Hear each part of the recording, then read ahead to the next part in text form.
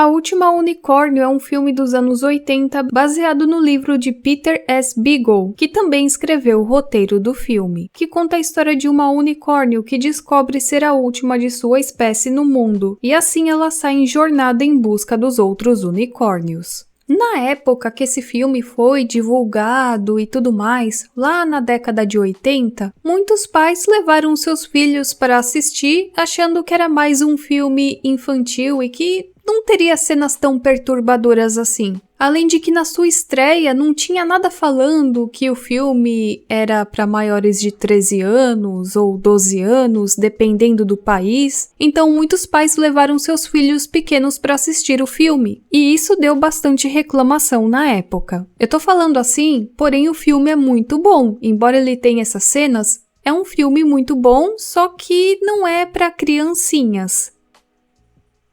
O Conto de Natal do Mickey é um filme de animação da Disney sendo lançado em 1983, inspirado pela história de Charles Dickens. Aliás, tem vários filmes baseados nessa história. O filme foi lançado pela Disney em 1983, e nele o tio Patinhas é o Ebenezer Scrooge, que é aquele velho egoísta e avarento, que era muito ganancioso e não tinha limites para isso. Até que em uma véspera de Natal, ele foi visitado pelos 3 fantasmas do Natal, que o fizeram compreender qual seria o seu destino final se ele não mudasse os seus atos. E esse filme aqui, não importa a idade que eu tenha, eu sempre vou desabar assistindo porque ele tem umas cenas bem tristes. Inclusive, é considerado um dos filmes mais tristes da Disney. Ainda mais quando aparece a família do Mickey toda pobre e o destino do filho do Mickey nesse filme, que é de cortar o coração. Mas aquela cena perturbadora que mostra o destino do tio Patinhas caso ele continuasse egoísta, era bem pesado. Aparecia o bafo mostrando pra ele que se ele continuasse daquele jeito, seu destino seria o inferno.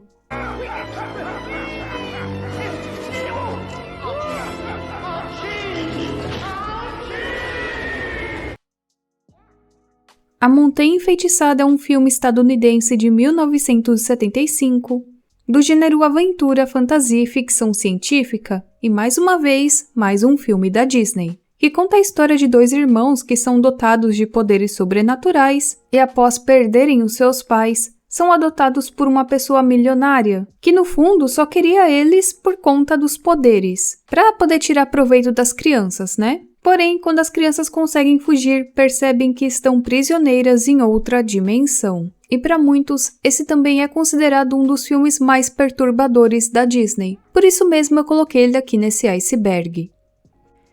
Paranorman é um filme de 2012 que conta a história de Norman, que possui a incrível habilidade de ver e falar com os mortos. Porém, como ele é sempre visto falando sozinho, muitas pessoas acreditam que ele é louco. Até mesmo pessoas da sua família acham isso. Porém, de repente, todos os moradores da cidade onde ele vive também passam a ter a mesma condição. Parece ser mais um filme bobinho de terror infantil, mas não é bem assim. Eu não vou dar spoilers aqui, mas só para vocês terem uma ideia. O tio do Norman passa para o garoto uma missão de desfazer a maldição de uma bruxa. E tudo isso por conta de uma injustiça que aconteceu há tempos atrás, quando uma jovem foi equivocadamente condenada à morte. Esse erro transformou as 7 pessoas do júri em zumbis que não conseguem descansar em paz por conta disso. Dot o Canguru conta a história de Dot, que é uma menininha que se perde no meio da floresta australiana, até que ela se encontra com um canguru vermelho. E com a ajuda de um alimento mágico, Dot consegue ouvir e falar com todos os animais. Eu também me sinto assim como você. Estou tão desesperada quanto você, desde que perdi meu filhinho Joe. Você também deve ter perdido algo. Na história, a canguru perdeu seu filhote, então uma tenta ajudar a outra. Daí, do meio do riacho saiu um monstro.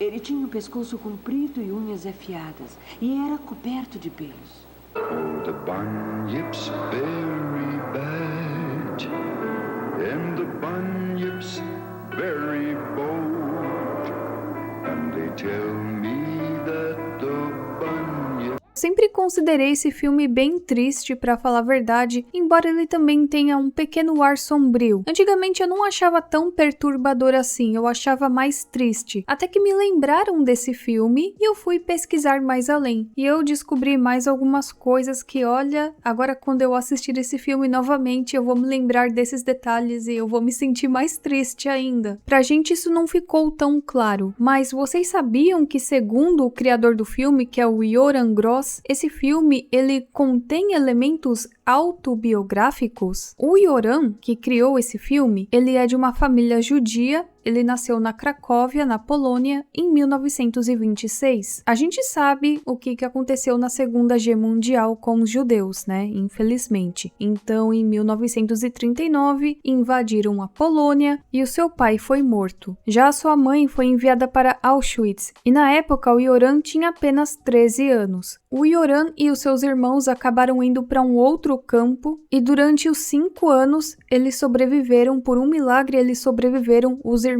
e a mãe. Eles conseguiram fugir e também conseguiram se reencontrar com a mãe. Após o reencontro, eles então resolveram migrar para Israel e estava tudo bem, até que tivemos o conflito dos 6 dias em 1967. Então Yoram e a sua esposa migraram para a Austrália em busca de um lugar mais seguro. E se a gente parar para pensar realmente, né, tem elementos autobiográficos. Nós temos a mãe canguru que está em busca de seu filho, nós temos a Dot que está perdida de seus pais. E aí agora a gente entende porque esse filme carrega uma certa carga de tristeza. É como se ele estivesse revivendo os seus traumas de infância a partir do enredo desse filme. Essa história de fato não é do Yoram, e sim de uma escritora inglesa que é a Ethel Padley, embora Yoram tenha mudado muitos detalhes na história. Isso com base em suas experiências pessoais. Ela não está aqui. Foi embora. Onde você está? Volte! Os cangurus precisam de liberdade. Precisam viver a vida deles. Os cangurus precisam de liberdade. Liberdade, liberdade, liberdade, liberdade.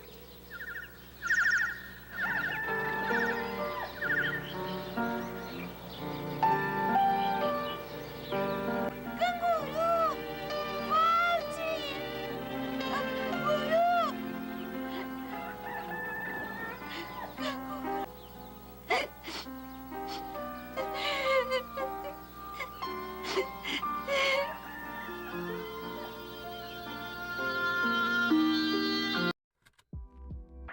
E com essa história, eu também me lembrei do filme Um Conto Americano, que é um filme de animação norte-americano lançado em 1986 por Don Bluth. O filme conta a história de Fievel, que é um ratinho russo e que é de uma família judia, e eles decidem emigrar para os Estados Unidos após sobreviverem a um ataque de gatos e sua casa ser destruída por um incêndio. E se você não faltou nas aulas de história, você sabe quem os gatos representam, né? Só que enquanto eles estavam na viagem de navio para Nova York, o Fievel é acidentalmente jogado no mar e acaba se separando de sua família, e agora ele tem a missão de se reencontrar com ela. E se tem Don Bluth, o filme com certeza tem um ar meio perturbador, né? No final, o Fievel encontra a sua família, mas ele passa por várias desventuras também, embora seja um filme muito lindo e com uma trilha sonora maravilhosa.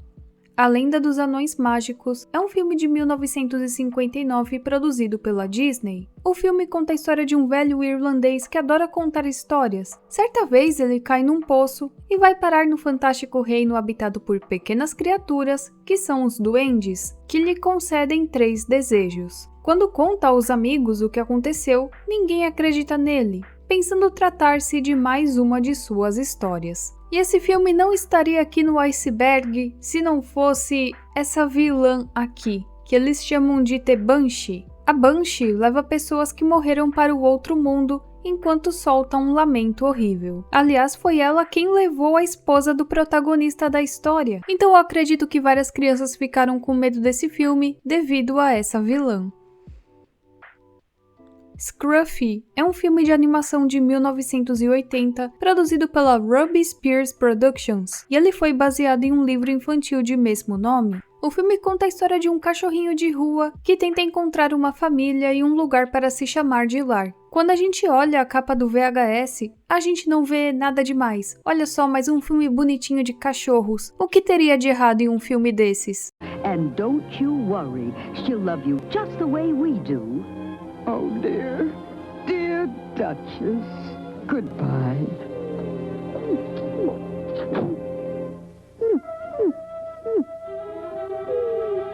Why am I tied up? They never tied me up before. Eu não sei se esse filme chegou no Brasil, mas o que dizem lá fora é que esse filme tem cenas bem tensas. Isso porque o cachorro só se ferra o tempo todo. Mesmo que no final ele consiga uma família, ele passa por várias desventuras, sendo causadas por humanos ou até mesmo por outros cachorros. E aqui eu tô lendo pra vocês um comentário de uma pessoa relacionado a esse filme que eu achei bem interessante mencionar aqui pra vocês. Um filme infantil trágico, triste e assustador. Eu vi isso quando criança, mas não conseguia me lembrar de nada além do fogo. Mas me lembrei do título e sempre quis vê-lo novamente. Graças ao YouTube, todos podem aproveitar isso. Eles não fazem mais a programação infantil traumatizante. Sou grato por ter crescido com temas adultos tão intensos em filmes juvenis. Os anos 70 e 80 foram uma época especial, em que limites extremos foram ultrapassados, ao contrário de antes e definitivamente diferente de depois. Assistindo a esse desenho animado esta noite, senti que ele foi criado para um adulto, em comparação com desenhos animados deste século que parecem ter sido criados para idiotas ignorantes. A maioria das pessoas e muitos dos animais neste filme são cruéis e sem coração. Além disso, Scruff recebe um golpe atrás de outro. É implacável. Definitivamente, concordo com outra crítica aqui que dizia que o objetivo era educar as crianças sobre os males da natureza humana. Ernest, o Bobo e a Fera, como é conhecido no Brasil, é um filme de comédia de terror produzido em 1991, e a história começa com Trantor, que é um troll demoníaco que transforma crianças em bonecos de madeira, e isso acontece no final do século XIX. Porém, ele é capturado pelos habitantes da cidade e preso sobre um carvalho pelo ancestral de Ernest. Trantor amaldiçoa a família dele, afirmando que ele só pode ser libertado na noite anterior ao Halloween e pelas mãos de um da família. Como parte da maldição, toda a geração da família ficará mais burra, até que o membro mais idiota da família seja tolo o suficiente para libertá-lo de sua prisão terrestre. 100 anos depois, Ernest tenta ajudar as crianças Kenny, Elizabeth e Joey no Halloween e acaba acidentalmente libertando Trantor e outros demônios. E ao descobrir que só o amor incondicional, ou seja, um coração de uma criança como seu poder, pode deter Trantor, Ernest decide se tornar um caçador de trolls, contando com a ajuda de seus amigos e de seu cão Ringshot. E por ser um filme do Ernest, a gente já imagina que é um tanto bobo, ou tem pessoas que acham engraçado também. Eu nunca gostei, pra falar a verdade, mas olha, tem umas cenas que são bem perturbadoras nele, viu? Comentaram aqui no YouTube a respeito de live actions do Pinóquio e como elas conseguem ser perturbadoras também. E citaram para mim As Aventuras de Pinóquio, que é o filme de 1996, que foi dirigido por Steve Barron, e também o Pinóquio de Guillermo del Toro, que é de 2022. Parece que quando a coisa fica em live action, a coisa fica mais perturbadora também.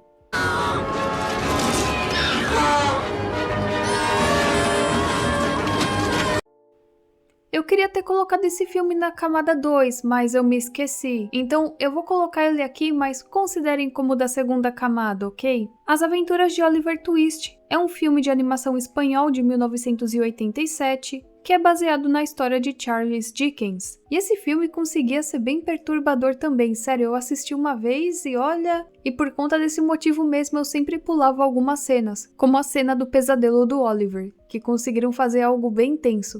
O que aconteceu, Duck? Oliver Twist, ele pediu mais ração. Como? Eu não acredito. Como assim? Mas que horrível! Está mesmo certo do que está dizendo, Sr. Duck? Sim, senhor. Deve ser castigado severamente. Que o prendam no calabouço! Temos que nos livrar dele.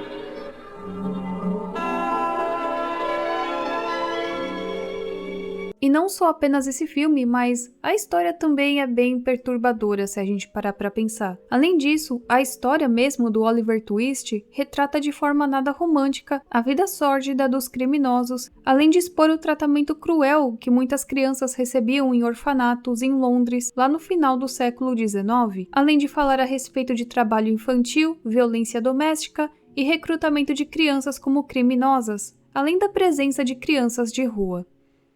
Me traiu, Nancy. Eu ouvi tudo. Você me traiu. Não, Bill! Cale-se, cale-se. Agora você vai pagar muito caro. Eu te avisei.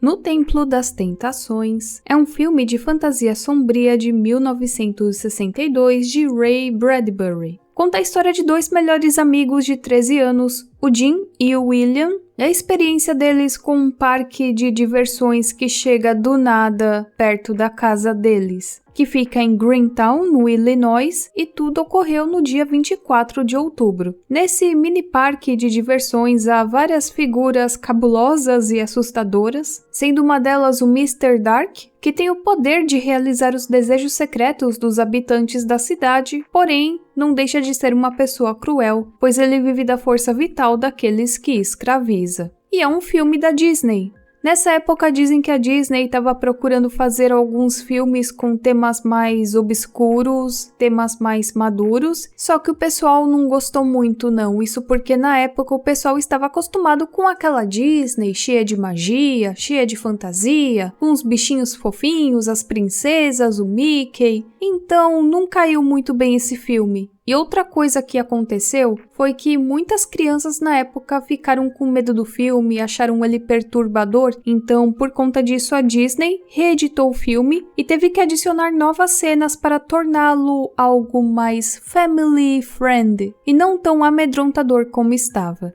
Eu lembro de assistir esse filme em uma tarde na Rede TV, lá no início dos anos 2000. E rapaz, na época eu fiquei com medo do filme. E aqui eu estou falando do filme A Fortaleza. Clássico esse que já foi ao ar na Globo, no SBT, na Rede TV, e se você já viu esse filme em mais outra emissora, pode comentar aqui também. Tudo começa quando a professora Sally e seus alunos estão em mais um dia comum na escola, quando do nada eles são sequestrados por homens mascarados. E era isso que me deixava com medo e apreensiva, porque você não conseguia ver os rostos dos sequestradores e eles usavam máscaras de Papai Noel, gato, rato, mas o que mais me assustava mesmo era o da máscara de Papai Noel. Bom, os sequestradores levam as crianças e a professora até uma gruta e deixam eles lá presos e abandonados. Porém, as crianças foram bem espertas, a professora também, e eles conseguiram escapar da caverna. Porém, várias outras coisas acontecem, cenas bem perturbadoras também.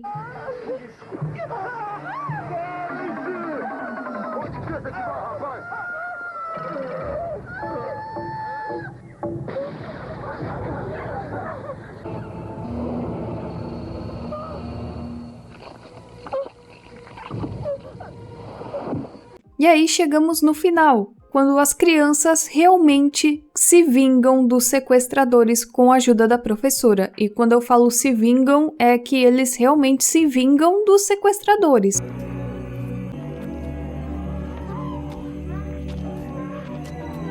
Esse filme consegue ser pesado do início até o fim, para falar a verdade, embora seja um filme muito bom.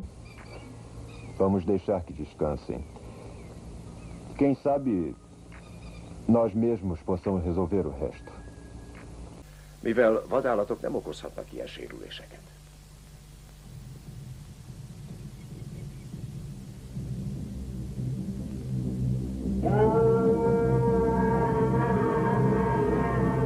Azt hiszem, igaza van. Békében hagyunk benneteket, aztán ki tudja. Talán sikerül nélkületek is elvadnunk a szálakat. Jó. Estamos aqui com mais um filme da Disney, um filme bonitinho e animado que fez parte da nossa infância nos anos 90, e aqui estou falando do Corcunda de Notre Dame. Quando a gente era criança e assistia ao filme, talvez a gente não notou com tanta facilidade assim certos pontos do filme que o tornam bem perturbador. Mas quando a gente cresce, a gente consegue compreender melhor as coisas. Ele também trata de alguns temas bem pesados. Por mais que seja um filme infantil da Disney, quando a gente pega mesmo o filme para ver ainda mais adultos, a gente percebe o quão sombrio esse filme é. Quando ele vai tirar a vida do Quasimodo, ele é impedido por outra pessoa, então ele acaba adotando o Quasimodo. Só que apesar disso, ele dá uma vida bem triste pra ele, porque ele praticamente vive isolado, tudo por conta das suas deformidades. Nesse filme também fica claro que o vilão sente algo pela Esmeralda e que ele até gostaria de ter algo com ela, mesmo que seja força, se é que vocês me entendem aqui, né? Pra colocarem isso num filme infantil da Disney, eu achei bem pesado, por mais que não fique 100% claro, além de falar de outros temas como a condenação, ou tirar a vida em massa de pessoas, pecado. E esse filme também passou por mudanças para assegurar que ele ficasse algo para crianças, né? Que ele não recebesse uma classificação maior. Cara, isso aqui nem tem o que comentar. O negócio é nojento, o negócio é... não dá pra assistir isso aqui. Eu não consigo encarar isso aqui por mais de 1 minuto. Eu já falei a respeito do Garbage Pail Kids em um vídeo meu recente, falei a respeito do desenho, das cartinhas, mas isso aqui também já virou um filme. Isso porque na época as cartinhas do Garbage Pail Kids fez muito sucesso lá nos Estados Unidos, então eles pensaram em fazer um filme, que ficou essa desgraça aqui, que conta a história de um garoto chamado Dodger, que tem que enfrentar o bullying, escola e etc., e é visitado pelos Garbage Pail Kids. E esse filme na época foi muito criticado por conta disso também. Fantasia é um filme da Disney lançado em 1940, sendo o terceiro filme de animação do estúdio, que consiste em 8 segmentos animados acompanhados cada um de músicas clássicas, sendo o mais tenso de todos o Uma Noite no Monte Calvo, que mostra o demônio, que é o Chernabog, e que na noite de Halloween vem atormentar as almas de um vilarejo. E assim, o negócio pra 1940 tá bem feito. Eu achei uma obra super bem feita, mas é algo que pra quem tá assistindo impacta bastante, e pra uma criança isso aqui é bem amedrontador. Alguns também dizem que tinham medo daquele segmento do Mickey com as vassouras, mas eu não vi nada demais, pelo menos pra mim eu não acho aquilo perturbador. Olhos na Floresta, ou também conhecido como Mistério no Bosque, é um filme de 1980 do gênero terror sobrenatural. E é sobre a história de uma adolescente e sua irmã mais nova que se envolve em um mistério sobrenatural que envolve uma garota desaparecida na floresta que cerca sua nova casa no interior da Inglaterra. E esse filme é da Disney, e aqui foi mais uma tentativa da Disney de fazer um filme de terror infantil. Por mais que na época a Disney quisesse que o público-alvo desse filme fossem adolescentes, é óbvio que muitas crianças assistiram isso também, porque na época, né, se assimilava muito a Disney a coisas infantis para crianças. Eu sei que hoje em dia o cenário mudou bastante, hoje em dia a gente já tem essa consciência de que a Disney não faz só produções infantis para criancinhas, né? Então muitas crianças acabaram assistindo esse filme achando que não tinha tanta coisa perturbadora ou que não seria algo que assustasse tanto. E olha só, o filme ele estreou no cinema de Nova York, só que ele foi retirado dos cinemas 10 dias depois por causa da esmagadora resposta negativa dos pais. E de muitos pais, porque os filhos chegaram lá para assistir o filme e era algo muito mais dark do que imaginavam, e aí muitos pais, né, reclamaram com a Disney, como assim, vocês fazem um negócio desse pesado, a Disney é para criança. Então, deu ruim para a Disney. E o que aconteceu depois? Várias mudanças foram feitas no filme, incluindo a remoção da cena de abertura original, fizeram um final diferente para não ficar tão assustador e perturbador assim para criança, né? E aí eles relançaram a nova versão em 9 de outubro de 81, arrecadando 5 milhões de dólares. Não arrecadaram tanto assim quanto comparado aos outros filmes, mas arrecadaram alguma coisa. A Noiva Cadáver é um filme de animação do Tim Burton, sendo lançado em 2005, que conta a história de Victor Van Dort, que é um jovem filho de uma família muito rica que está destinado a casar-se com Victoria Everglot, que é filha de aristocratas falidos. Porém, por conta do nervosismo, o Victor não consegue pedi-la em casamento, então ele vai até a floresta para treinar os votos do casamento. Até que uma vez ele consegue falar tudo perfeitamente, só que sem querer ele coloca a aliança no braço de Emily, que é uma noiva que tiraram a vida dela quando ela tentou fugir com seu grande amor. Então Emily, convencida de que ele a pediu em casamento, o leva para o mundo dos mortos. Ele até tenta escapar, mas não consegue, e na Terra dos Vivos eles acham que o Victor fugiu da cidade com a intenção de não se casar. Sendo assim, os pais de Victoria obrigam a jovem a se casar com Lord Barkis, sendo esse o cara que tirou a vida da Emily, que é a Noiva Cadáver. O Victor aceita então se casar com a Emily, porém ele teria que repetir os votos no mundo dos vivos e depois ele teria que beber veneno e vocês sabem o motivo, né? Para ele voltar para o mundo dos mortos. Porém o Victor encontra a Victoria, o Lord Barkis é desmascarado e acaba perdendo a sua vida bebendo tal veneno, que era para o Victor ter tomado, mas ele tomou em seu lugar. Isso porque ele achou que era vinho. No final a Emily aceita que o Victor fique com Victoria e acaba tudo bem. Mas não deixa de ter um enredo perturbador, se a gente parar pra pensar, né?